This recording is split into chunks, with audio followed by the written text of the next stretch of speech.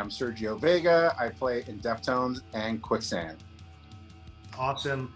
My name is Chris Enriquez. I play drums in Spotlights, and you are watching Drummers Talk with Bass Players on the Indie Drummer Collective channel. Rhythm sections rule, guitar players drool.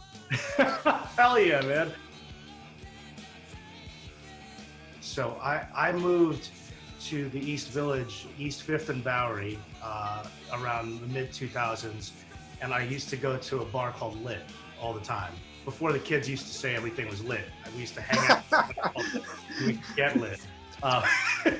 So this is a wild place, and probably, like, I don't want to be like the old guy hating on like the new kids, but like a really cool, like, kind of tail end of what I would consider New York City at a peak of like cool parties and just awesome underground shit. And we went there a lot, and we would see some characters. I mean, literally, I would go to Lit, and one day you might see some like hardcore dudes, but then you might see like Bill Murray fucking partying it up in the basement, you know, crazy time. And one day I was told that two of my hardcore heroes were upstairs DJing. That was you and Chaka Malik from Burn and Orange 9mm. Chaka! And I made it a point to watch you guys DJ and get pretty faded on many occasions. So that's how I remember meeting you before our bands toured, before Spotlights toured with Deftones, and then eventually we also toured with Quicksand. Yeah, that's true, dude. We're all over the place together. That's pretty rad. Yeah. The time with Chaka at Lit was really fun. I think my favorite thing about New York and that neighborhood in particular is like, that neighborhood I think is like a power spot on like the Pac-Man screen. And it constantly regenerates, and it constantly has these moments that are seemingly like not connected to other moments, but of really cool things happening. And that was a period I think that was really nice. In terms of, like you said, underground parties and things. Chuck and I did a party at Lit for a few years where we didn't have a name for it. We didn't have a flyer. It was like, I think it was very early in like open format parties. Yeah. And because you know, like when you grow up, especially now, I think it's more commonplace, but you just grow up without any genre limitations. You just grow up just listening to stuff and having an opportunity in an event where we would go weekly and just play all kinds of stuff. And for me, I like the technical aspect of DJing. So I was like very much spent a lot of hours a day practicing and having fun blending disparate genres and stuff. And, you know, it informed me a lot as a songwriter and stuff, and working with Chaka and the energy he brings to everything he does is infectious. What's interesting about you as a bassist to me, though, is that you are really into DJing and freestyle music and hip hop. But talk to me about how you started playing bass, you know, and tell me from there how you ended up in your first band. I want to hear all about that. Okay, I have a cousin whose name is Chino Moreno. He's my older cousin, and he's a pianist and like a keyboard player. And he used to play in a freestyle group called Temper. And I was in junior high school. I was like in junior high school, like, or the beginnings of high school, like kind of right around that time. And he's very cool. And that kind of drew me to the idea of music. I associated him with being cool and like, that he was a musician. His best friend was also his sister's boyfriend, and he was a bass player. So I kind of associated bass with just like, all right, cool things. And mainly consuming television a lot. I got into like the Partridge Family reruns. I got into I was always, you know, Tom and Jerry and things like that. So there's a specific episode of Tom and Jerry where he's playing the bass, you know, wooing a girl out the window. And then there's like Danny Partridge, who's just like kind of like the rebel of the family and the bad guy. So I just had these associations with bass, cool, just good energy. And in I think in junior high school, I went and started, you know, I was in orchestra. So I picked up the bass there. And my first, I guess, band was a school thing. where the teacher of the wind instruments, he had a son who played saxophone, and one of my good friends played drums, and we formed a trio, and we did covers. So like we would do like Hall and Oates covers and play them in the auditorium. Oh my God, I would have never pegged you as, I love Hall & Oates, by the way, but you just dropped Partridge Family and Hall & Oates, which is incredible. I really started to explore rock more when I got after getting into hardcore, and through a friend, Jerry Williams, who is like a producer, you know, rest in peace, and he was like a neighborhood fixture who had recorded the first Bad Brains record, Antidote, Cro-Mags, the Cro-Mags cassette. Huh?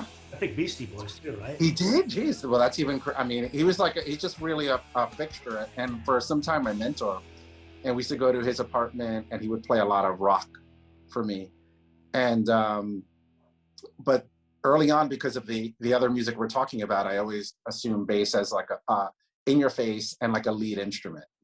Yeah, definitely. And that's good that you thought about it that way, because to some people, they might see it as almost like, especially in punk and hardcore, you know, almost just playing root notes as opposed to really taking it into another dimension where your bass lines in Omission, for example, that bass line is incredibly memorable. That's the first thing that you hear that gets you, you know, ready to fucking get into this song.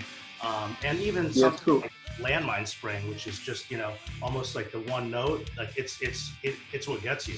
But so can you talk about, okay, what's a favorite thing about playing with Abe Cunningham and Deftones? And then when you're finished answering that question, can you talk about a favorite thing in regards to playing with Alan Cage and Quicksand as your two main drummers?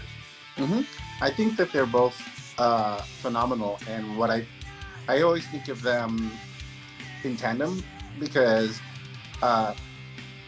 it's funny to me because they have the same initials, and they're so weird. And the things I've noticed about them is that they're counterparts to each other, in that the way that I think of Abe is I think of Abe kick and snare and sparseness, and I think of his the brutality of the way he hits. Like he brings something that is you can't duplicate it, you know. So like if people are checking, you know, his drums during sound check, they actually just don't sound like him. He brings out a sound to his drums that only he can do. And what it's like working with him is that he brings it's like he makes things gargantuan. Like things they just sound massive, and they're so imbued with like emotion and like an intensity, but that's also very restrained. And I think of him sometimes as like when I see his drums, like if I saw a line, it would be like there's like this chill groove, and then there's like a manic like fill or a manic thing, and then it's a drill, and it's like I don't know. I feel like the only way I can describe it could sound disparaging, but it's like Tourette's almost. It's like you see it there, and then there's this like very like intense moment of outburst, and then it comes back to control again, and it's incredible. I don't know anyone that does that. Very colorful, I feel like it's amazing, but it's always rooted in an amazing groove. And in regards to Alan, interestingly enough, I think of Alan as like his cymbals, like the way he plays his cymbals and the way he plays his hi-hat and stuff is very unique, and his entire sense of drumming is as well. But like I always was like keyed in on like, wow, the way he plays cymbals is like no one really does that. And visually, you know, Alan is big, and you think of Alan, maybe he would be playing just like very like meat and potatoes, but he is very, very subtle and the way he approaches drums, especially now, because he's really invested a lot of time in studying different rhythms and different things. He's more knowledgeable now than ever. Yes, he is. Yeah. And so they just like Alan, I think of as actually delicate, and Abe I think of as like brutish. And I don't know. But the thing about them is like they can do a lot of heavy lifting. You know, it's like Mackie. You know, you have a good drummer, you can play a note and they make it sound like it's the most amazing thing ever because they're doing all the work with the rhythmic approach. Some people have one good drummer, you have two, and two. I'm lucky. Hands. I'm lucky. So the follow up to the same question is, who is the most influential bass player to you? I think who's affected my playing in a tangible way is Duck Pinnick from King's X. Oh wow! Okay, yeah. I believe it's. I had to look up his name, but I think it's because it's the bass player from Enriquez, but he's gone by a lot of stage names, and I think it's like Rob Miller might be his actual birth name. Okay. I was like literally like just looking it up because I think it's like Baron Von something. He has a lot of names. And then also as a rhythm section, like Sly and Robbie. So those are the things that kind of informed my thing. And like tonality is like Harley Flanagan and Enriquez. Awesome, yeah, man. I love that. That all makes sense to me too. I like bass lines that are. I don't consider them bass lines because every time when someone says a bass line, it's like a song's written and you're trying to fit yourself in. But like when you're writing on bass, it's not a bass line; it's a song. The bass connection to drums. I'd like to know how important that is to you, and maybe you could elaborate a little bit on how you personally take your playing and sort of, you know, you're writing an album, you're writing a song, and now you're going to come up with your rhythm section, you know, to that song. You start with some sort of groove. Yeah. But like usually, if like I'm coming up with something at home, it's going to be bass and drums first, and then guitars later. So there's never really a case. It's a rare case for me where there's a song existing waiting for a bass line. Like I don't relate to that workflow. Where what made me fit into Deftones so well was that they employ a similar tactic where sometimes the guitars and the drums can lock in really well. Yeah. And they form something that the bass can play around. And so it's not always like the lock and step with the drums. It can be around that and hitting key notes and hitting key things. With both Walter and with Stefan, we spend a lot of time, like attention to detail on specific hits that Abe is doing for really dialing in picking. So, you know, like that'll come later in the song. Like we're just like, now let's really, really detail the picking patterns and even between us, you know, so that we don't necessarily all have to play the same picking pattern at the same time, but they have to work together. What are you currently working on? Obviously, Ohms has been out for a bit. I imagine you guys are just waiting to find out when you can go tour. And then Quicksand released Inversions last week, which was fucking awesome.